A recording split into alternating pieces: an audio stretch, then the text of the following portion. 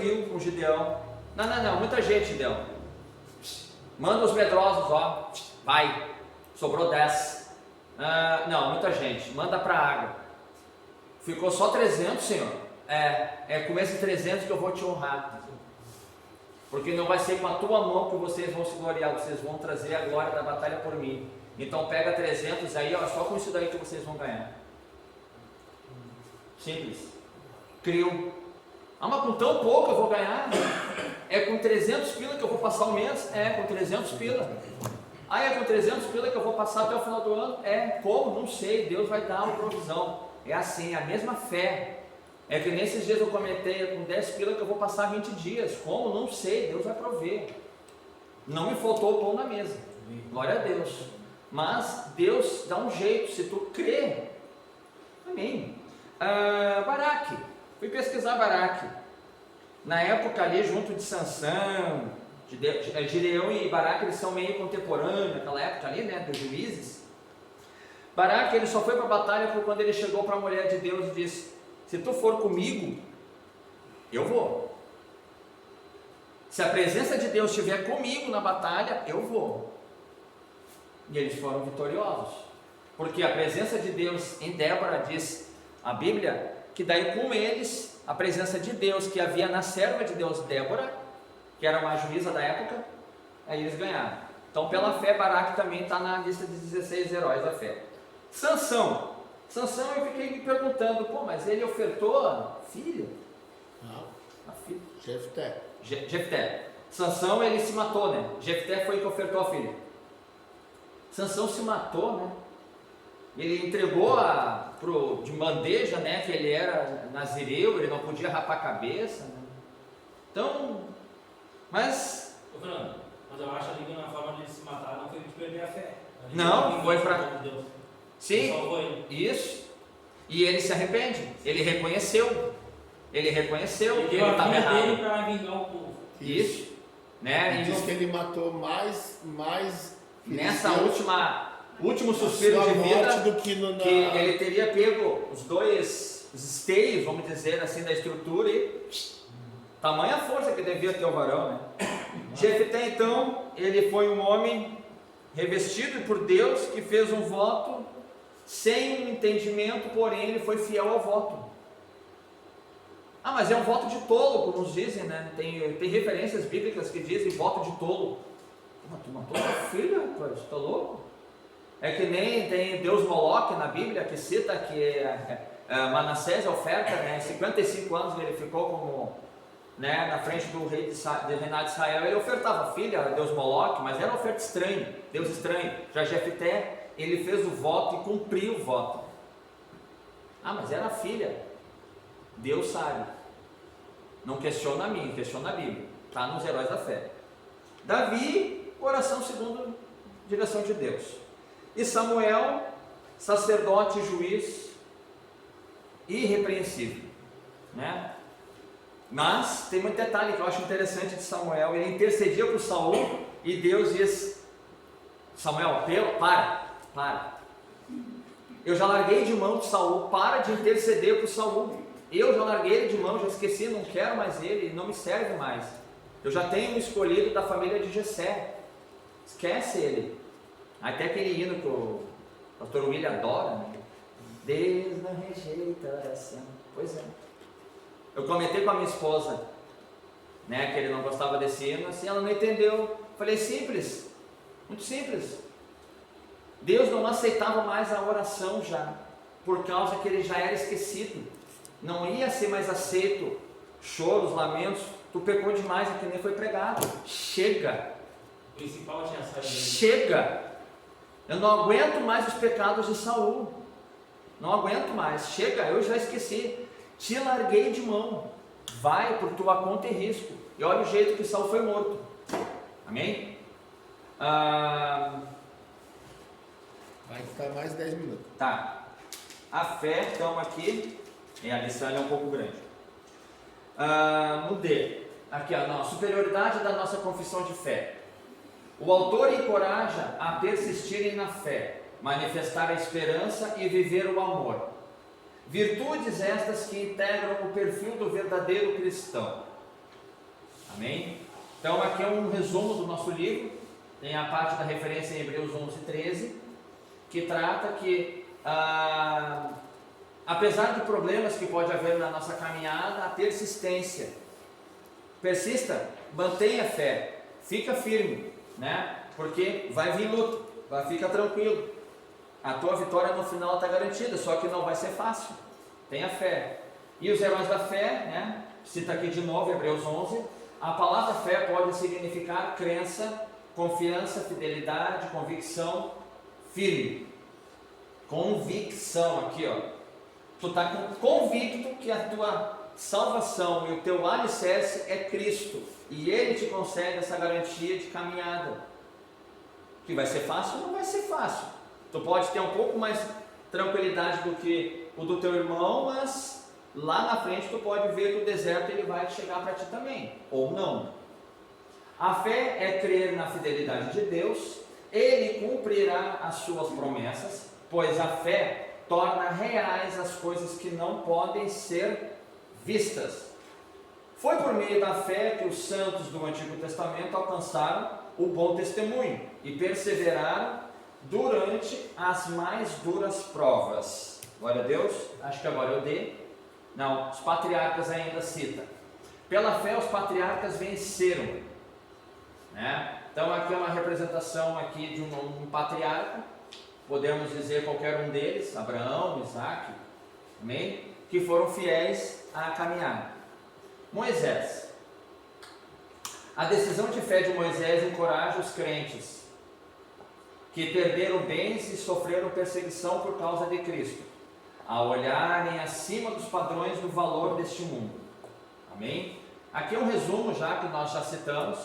Josué e os juízes. As promessas do Antigo Testamento tornaram-se realidade na vida dos cristãos no Novo Testamento. Então as promessas que haviam sido citadas anteriormente, aí tem Bíblias hoje que citam todas elas coloridas. A Bíblia colorida tem citado separada todas elas, separada por épocas, por referências, e é muito, muito interessante. Eu recomendo essa referência bíblica. O valor da esperança. Baseados no exemplo de Cristo, temos coragem para perseverar até o fim. Nós vemos falando, a caminhada não vai ser fácil. Não está na Bíblia que a tua vitória é garantida sem luta. Porém, tu tem que ter a firmeza e a fé de que a vitória lá no final, quando e como, eu não sei, mas ela está garantida em Cristo. Tu só tem que ficar no trilho, ele vai balançar. Mas o trilho ele vai entrar em vale, vai subir vale, vai entrar no meio de rochas, mas o final que é a garantia. Muitas vezes os sofrimentos ensinam que o cristão a andar com Deus pela fé e desenvolver uma vida de santidade. Deus não aceita um estilo de vida egocêntrico e desobediente. Foi pregado esses dias por desobediência, né? E o egocentrismo que é o problema. A satisfação do teu ego. Cêntrico é o centro de todas as coisas, né? E o ego é a nossa própria vontade, né? Então para de ser soberbo e se achar que o teu ego que tem. Eu não gostei do culto. Eu não gostei da palavra do pastor. Eu não gostei do louvor do meu irmão. O culto não é para ti, o culto é para Deus. Deixa de ser murmurador. O culto não é para ti. O culto é para Deus. Para de ser egocêntrico e soberbo. O culto não é para ti. O culto é para Deus, deixa de ser. Tu quebra a boca, fica glória a Deus, aleluia, glória a Deus, aleluia. E fica só isso no culto, eu fico quieto. Silêncio. Melhor. Tem uma palavra em Provérbios que é melhor o silêncio do que ficar falando besteira, né? Ser um tolo, né? Eu esqueci de separar essa palavra. A resposta e o compromisso da fé. Aqui é Cristo, né? Orando. Jesus é apresentado como autor e consumador. Então ele nos concede da fonte e ele é o que usa dessa abençoada fé, né? Apesar das dificuldades espirituais que possamos enfrentar, devemos nos ater aos exemplos dos heróis da fé que citamos, os 16 mais os profetas, e manter nossos olhos fixos em Jesus. Uma referência bem básica. Quando Pedro está caminhando por sobre as águas, lembremos, as águas afrontaram eles no barco, né? Então o que Pedro estava olhando? Ele viu Jesus e disse: quem vem lá? Ele só, calma, sou eu. Fique tranquilo, sou eu. Se é o Senhor mesmo, faça-me ir até onde o Senhor está. Tá? Hein?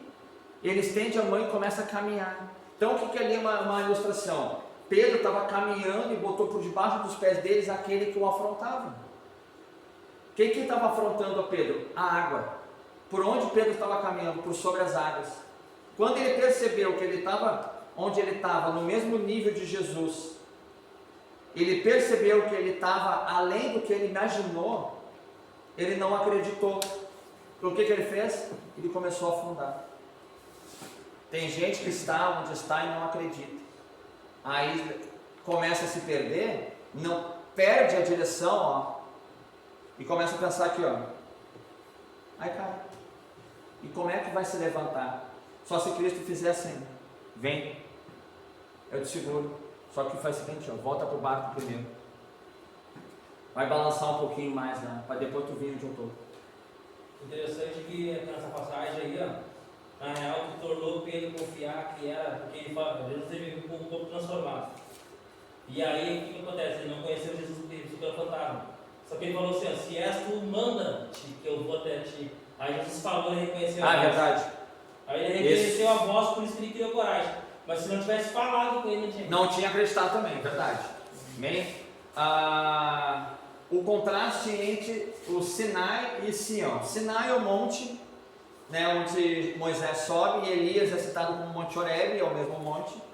E Sião é Nova Jerusalém. Hebreus 12, 18 a 29.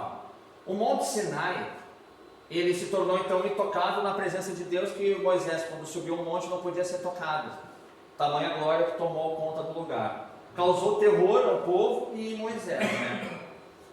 Sião representa a presença divina onde Deus mora entre seu povo. Trata-se da Nova Jerusalém celestial, no qual os cristãos, pelo Espírito Santo, têm acesso a estar na cidade celestial. Aqui é uma questão escatológica, quando eu quero fazer 30 segundos de comentário. O Espírito Santo vai conduzir os cristãos a Deus, né? Então é o Espírito Santo que vai conduzir a noiva ao noivo. Então há muitos entendimentos. Eu venho conversando com outro irmão sobre escatologia, nós vamos falar daqui a 2 livros, que eles creem que nós, aqui, assembleianos, dizemos que há 2 arrebatamentos, 2 aparições de Cristo, que quando ele é conduzido e de quando ele é aparição no final, quando desce com os santos. Então nós vamos ver em escatologia essa diferenciação em que há uma aparição só, e que a primeira, como é falada, é somente a condução do Consolador, do anjo, da terceira pessoa da Trindade, a Cristo. O Espírito Santo conduz a Cristo. Leiam 1 Tessalonicenses 4, 13 e 18. No grupo Bereanos a gente pode conversar sobre isso. Não falando de Hebreus, nós passamos por Tessalonicenses, mas é cabível o comentário, para que se tenha entendimento. Não são 2 aparições. Uma é o Espírito Santo conduz. Depois, quando todos os santos estiverem com Cristo, Cristo vai aparecer de novo para o reino milenário. Mas isso é outra questão. Espero o livro 20. Amém? No E, exortações finais. Último capítulo de Hebreus. O autor exorta os crentes a cultivarem as virtudes da hospitalidade, da compaixão para com os encarcerados, evitar todo tipo de imoralidade, abandonar toda avareza. Aqui tem esse problema dos encarcerados, daqueles que estão, né, aprisionados, que simplesmente se perdem por influência satânica e demoníaca e essas coisas que tem nesse meio mundano, acaba se tornando a imoralidade impera, abandono, avareza total, e tudo fica em volta do dinheiro, né? E Timóteo vai dizer que o amor ao dinheiro é a raiz de todos os males. Aqui também nos traz a exortação dos crentes a seguirem o exemplo de fé de seus pastores fiéis, né? Abra para mim, hein, pastor, Hebreus 13:8.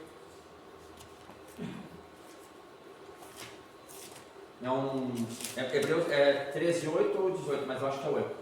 Não, 8 é Jesus, ontem, hoje. Ontem, hoje. Em Hebreus 13 que fala do nossos pastores que são homens de Deus, ouvi-los. Os sacrifícios espirituais oferecidos pelos crentes, 17. pode ler. Obedecei aos nossos guias e sede submisso para com eles, pois velam por vossa alma, como quem deve prestar contas, para que façam isto com alegria e não gemendo, porque isto não aproveita a vós outros. Viu? Homens de Deus, na qual nós devemos ouvi-los. Foram ungidos, separados, escolhidos, para que sirvam de exemplo. Então a idoneidade do anjo da igreja é uma tipificação que eles tinham na antiga aliança, também um exemplo de Moisés. Não questiona, obedece, ouve. Deus vai tomar dele a satisfação. Honra, obedece. Não concorda? Guarda para ti. Vai orar por ele. Vai orar. Ora. Então uma pergunta, então, todos encarregados que passaram por aqui, nós tínhamos que obedecer. Sim. Tá bom, Mesmo que estivessem errado. Sim, Porque, na verdade, quem exorta e quem corrige é Deus. Se o camarada levar vocês à perdição, Deus vai tratar com ele. Se ele levar vocês perto da presença de Deus, ou fizer alguma coisa errada ou benéfica, é Deus que trata ou recompensa ele. Porque toda autoridade é constituída. Isso. Mas a autoridade eclesiástica, ela é ungida, é separada, é chamada. Tem alguém por cima do pastor Davi, tem alguém por cima do pastor Lisandro, tem alguém por cima do pastor William, que disse: Deus, eu preciso de alguém para botar na frente daquele trabalho. Departamentos também é orado. Então, se a ordem parece para ti como errônea, honre-o, obedeça. Se não está satisfeito, ore. Vai orar. Vai orar. Até porque é o seguinte, irmãos, em Apocalipse, só para nós terminar, Apocalipse 1 e... Deixa Apocalipse ali, se eu não me engano é 1 e 10, diz assim: e ele anda no meio de 7 castiçais, são as igrejas, ele passeia no meio delas, quer dizer, ele vê tudo o que acontece, e ele tem na mão direita as 7 estrelas. Quem são as estrelas? São os pastores. Então você pode dizer assim: mas o camarada faz, apronta, fala, machuca, né? E parece que nada acontece. Não, vai chegar uma hora que Deus vai tratar com a estrela. Então é complicado, porque aí quando Deus trata, né? Isso.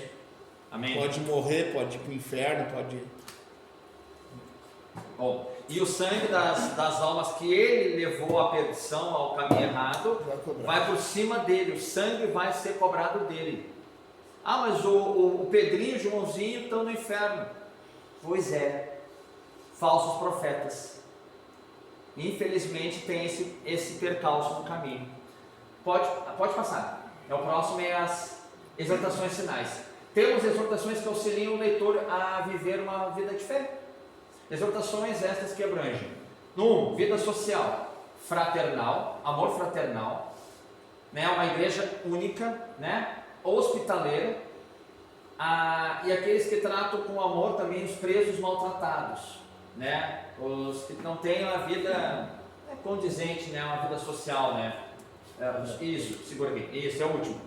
A vida particular, o matrimônio, muito importante. Os hebreus tratam o matrimônio de uma forma muito peculiar.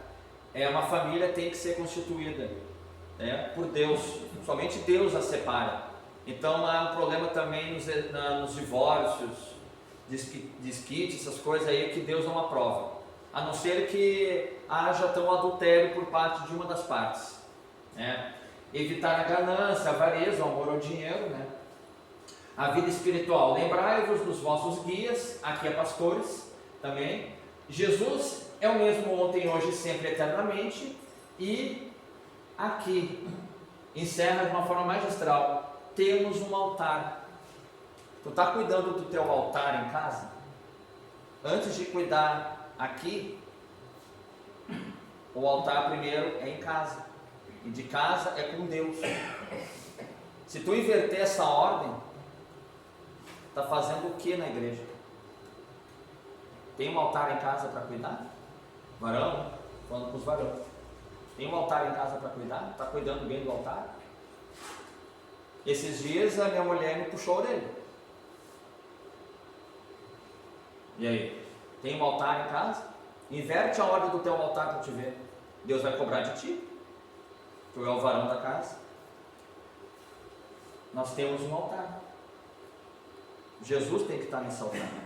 Amém. Amém? Vamos colocar de pé. Pode encerrar a filmagem. Agradeço a todos que